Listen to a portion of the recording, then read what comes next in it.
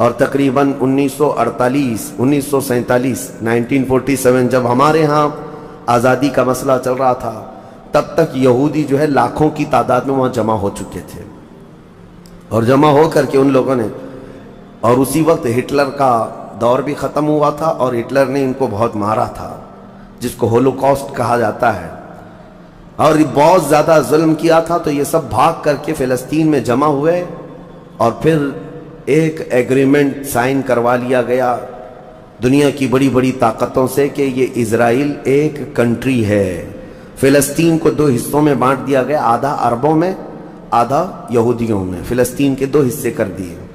تو آدھا یہودیوں کو ملا تو ٹھیک ہے، لیکن اس کے غصے میں عربوں میں جنگ شروع ہوئی 1948 کے بعد۔ پھر جنگوں کا آغاز ہو گیا، جارڈن، سیریا، مصر، ان لوگوں نے اسرائیل کے ساتھ، انہوں نے نئی کنٹری کا نام اسرائیل رکھا تھا، جنگ کیا۔ جب جنگ کرتے رہے، اسرائیل اپنے پیر پھیلاتا رہا اور آگے بڑھتا رہا، کیونکہ اس وقت ان عربوں کے اندر یا جدید ہتھیار نہیں تھے۔ اسرائیل کو فلی طور پر امریکہ کا سپورٹ تھا، UK کا سپورٹ تھا، یورپ کا سپورٹ تھا۔ ان تینوں ملکوں کے ساتھ بڑی خوفناک جنگوں میں ان کو پیچھے ڈھکیل دیا گیا، بلکہ جو صحرائے سینا تھا مصر کا، وہ بھی اسرائیل نے قبضہ کر لیا۔ تور سینا جس کو کہتے ہیں، کوہ تور، وہ بھی ان کے لیے مقدس تھا، وہ بھی حاصل کر لیا۔ پھر اس کے بعد دوسری جنگ بھی ہوئی تھی مصر کی، تب مصر نے وہ علاقہ واپس لیا اور اسرائیل کو سمیٹنے کی کوشش کرتے رہے۔ 3 بڑی جنگوں میں ہوا یہ کہ جب جنگ ہوتی رہی، اسرائیل پھیلتا رہا۔ پھر 1978 کے قریب یا 75 کے آس پاس اسرائیل نے پورے طور پر فلسطین کا کنٹرول اپنے ہاتھ میں لے لیا، جس میں بیت المقدس بھی چلا گیا۔ یہ ہے تاریخ میں آدم علیہ السلام کے زمانے سے لے کر یہاں تک کی بتا رہا ہوں، مختصر جھلکیاں۔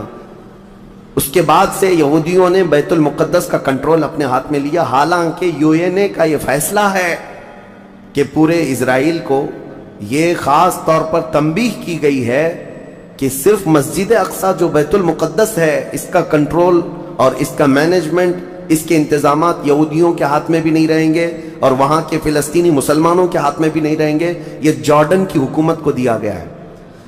جارڈن کی حکومت، جس کو کسٹوڈین آف یہ کہا جاتا ہے بیت المقدس، وہ اس کے انتظام دیکھتی ہے، لیکن برائے نام ہے یہودیوں نے دھجیاں اڑا رکھی ہیں پورے دنیا بھر کے قوانین کی۔ جہاں ان کو پابندی تھی کہ یہاں نئے گھر نہیں بنائیں گے، ابھی 3-4 سال پہلے انہوں نے پورے مسلمانوں کے محلے کو ختم کر کے 200 گھر بنائے، یہودیوں کو آباد کیا۔ برسوں سے یہاں جو مسلمان تھے، ابھی آپ جا کر کے کبھی دیکھیں یروشلم، بیت اللحم، جو بیت المقدس کے آس پاس کے علاقے، رام اللہ، 40 سال 45 سال ہو گئے، دکانوں کو تالے لگے ہوئے ہیں، جالے لگے ہوئے ہیں، لیکن کھولنے کی اجازت نہیں ہے۔ اتنے پرانے وقت سے دکانیں بند ہیں۔ کہا کہ نہیں، یہودیوں کی طرف سے کوئی یہاں پر کھولنے کی اجازت نہیں ہے، مسلمانوں کے نام پر۔ اور اللہ کا فضل تو دیکھیں، وہ مسلمان کیسے جگرے والے لوگ ہیں، میں نے اپنی آنکھوں سے دیکھا ہے۔ ہر جگہ کی طبیعت کے اعتبار سے اللہ تعالیٰ مخلوق پیدا کیا ہے۔ ان ظالم غاصب اسرائیلیوں کو ہم نے دیکھا، یہ بندوق تانے بیت المقدس کے ہر دروازے پر کھڑے رہتے ہیں، اور مسلمانوں کا فلسطینی 8 سال کا بچہ آتا ہے، اس کی نال یوں پھینک کر کے مسجد میں اندر جاتا ہے، نماز پڑھتا ہے، پھر نکلتا ہے، اور وہ فوجی دیکھتا رہ جاتا ہے، کچھ نہیں کرتا۔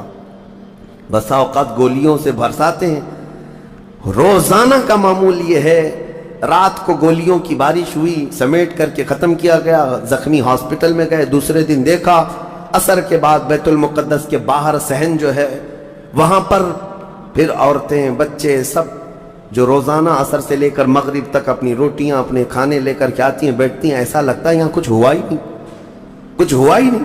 مائیں بچوں کو بچپن سے یہ چیز ڈال دیتی ہیں کہ بیٹا اگر تو ابھی گھر سے گیا نماز کے لیے تو ہمیں یہ یقین نہیں ہوتا کہ تیرا جسم آئے گا کہ تیری لاش آئے گی۔ ہر ماں کا یہ وہاں پر جذبہ ہے، اور یہ حدیث پاک میں موجود ہے۔ میرے آقا صلی اللہ علیہ وسلم نے فرمایا، لا تزال طائفۃ من امتی، میری امت میں سے ایک جماعت ایسی رہے گی جو قیامت تک حق کے لیے لڑتی رہے گی، اور اللہ ان کا ناصر و مددگار ہوگا۔ بیت المقدس کی یہ تاریخ آج بیت المقدس کو انہوں نے خون میں نہلا رکھا ہے، یہودیوں کا زبردستی اس پر قبضہ ہے۔ اب یہ چاہتے کیا ہیں یہ بھی میں آپ کو بتا دوں، یہ چاہتے ہیں کہ یہ مسجد اقصی جو تعمیر ہوئی یہ حضرت عمر کے حکم سے ہوئی، پھر اموی خلفہ جب آئے، خلیفہ ولید بن عبد الملک، اس نے پوری مسجد بنوائی، اور یہ جو پیلا گنبد آپ دیکھتے ہیں قبۃ الصخرہ جو مسجد اقصی سے جس کو مشہور کیا گیا ہے، یہ قبۃ الصخرہ ہے، ڈوم آف راک جس کو کہتے ہیں، یہ اصل اس سے لگی ہوئی ہے بیت المقدس کی مسجد پرانی، اس کو شو نہیں کرتے، اس کو یہ گرا کر کے اس کو پورا زمین بوس کر کے تھرڈ ٹیمپل بنانے کا پلان ہے۔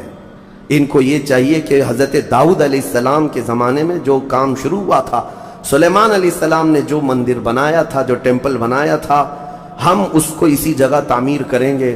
تو بیت المقدس مسجد اقصی کی دیوار سے دیوار انہیں گرانا ہے، اس کے لیے یہ کیا کیا سازشیں کرتے رہے، کھدائی کرتے رہے کہ یہاں پرانا خزانہ ہے، فلاں چیزیں ہیں، ثبوت نکالنا ہے، کتنا دیواروں کو ہلانے کے لیے آرٹیفیشیل زلزلے لائے گئے، مصنوعی طور پر یہ زمین ارتھ کویک لائے گئے ہیں کہ مسجد اقصی گر جائے، لیکن اللہ کی مرضی جب تک چاہے۔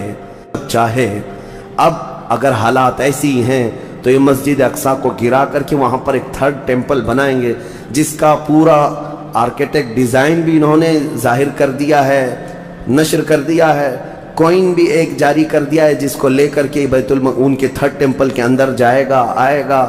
یہ 2017 کی بات میں بتا رہا ہوں، پوری تیاریاں کر لی گئی ہیں۔ اب دیکھا گیا ہے کہ مسلمان ہر جگہ سے سوئے ہوئے ہیں، اب کوئی بھی اٹھتا نہیں ہے۔ عربوں کے منہ میں تو انہوں نے اپنی زبان رکھ دی ہے، عرب اب بولنے کے قابل نہیں رہ گئے، اور بغل کے جو دیش لڑے تھے پہلے، مصر، سیریا، جارڈن، آج ان کی حالت کیا ہے؟ وہ خود خانہ جنگی میں مبتلا ہیں، آپس کی لڑائیوں میں مصروف ہیں۔ اسرائیل کی غنڈہ گردی اور دادا گیری اس حد تک بڑھ گئی ہے کہ اسے آس پاس کسی کا خوف نہیں۔ ہاں اگر کچھ بولتا ہے تو کبھی ترکی بولتا ہے، ہاں اس کو اپنے اس ملک کے لیے سب سے بڑا خطرہ محسوس ہوتا ہے تو ایران ہے۔ ایران کو اس نے سعودی سے ایسا لڑا کر کے رکھا ہے کہ وہ آپس میں جنگیں کرتے رہے، اسی لیے ابھی ایران اور سعودی کا پیس معاہدہ ہوا، ایگریمنٹ ہوا، تو سب سے پہلے نیند حرام ہو رہی ہے اسرائیل کی کہ یہ اگر دوست ہو گئے تو میرا کیا ہوگا، میری حفاظت کیا ہوگی۔ اسرائیل حماس کو مدد کرتا ہے، جو غزہ میں ایک علاقہ باقی رہ گیا مسلمانوں کا جو فلسطین کے اندر ہے، جو آج تک لڑ رہے ہیں، آج تک راکٹ داغتے ہیں، اسرائیل کے ساتھ لڑتے ہیں۔ 20,000 کی تعداد ہے وہ بیچاروں کی، 20,000 کی تعداد ہے۔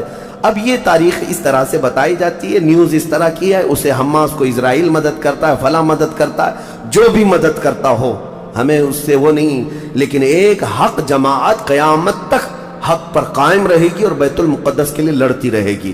پھر وہ دن آئے گا جب میرے آقا صلی اللہ تعالیٰ علیہ وسلم کی حدیث پاک ہے، خراسان سے ایک جماعت نکلے گی، خراسان سے ایک جماعت نکلے گی۔ خراسان پہلے کے دور میں رشیا کا کچھ حصہ، افغانستان کا کچھ حصہ، ایران کا کچھ حصہ، ایک پورا بڑا نقشہ ہے، اس کو پرانا خراسان آپ دیکھیں گے۔